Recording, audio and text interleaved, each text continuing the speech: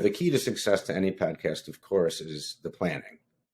So what was your planning process like? How did you come up with the focus for the show, for what to call the show, how often to publish, all Right. that stuff? What was that process like? So this is how it happens at Meetup. We start talking about an idea gets planted, and then it grows, and like, okay, we're going to do it. So we decided in November that we were going to do it, and then we decided that January we should launch it. So not a lot of planning, but we did have the experience of planning Meetup Live, so we did start in advance. Mm-hmm. So Janine Mayotin is the programming events manager on my team, and she plans all of the Meetup Live. So it was a natural fit for her to just continue that. And as she, when she talks to people, she's always thinking Meetup Live, the podcast.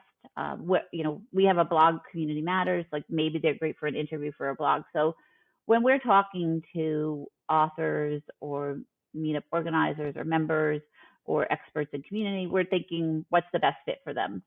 So we had a system in place. So we did kind of start ahead. And then we came up with Keep Connected. We used that as a hashtag when the pandemic started. As we used that on our social media when we did tips about meeting online and just tips on how to stay connected during the pandemic. So Keep Connected was kind of our thing, like let's keep connected even though we are apart. Because as I mentioned, we were an in-person company.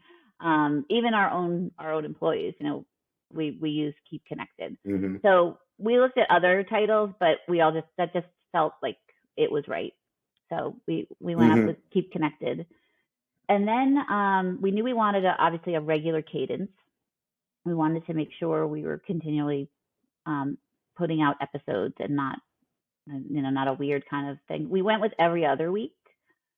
We do have a small team, so while we have systems in place, it would have been too overwhelming at that time to go every week. We talked about every week, and then we just actually celebrated a year of the podcast.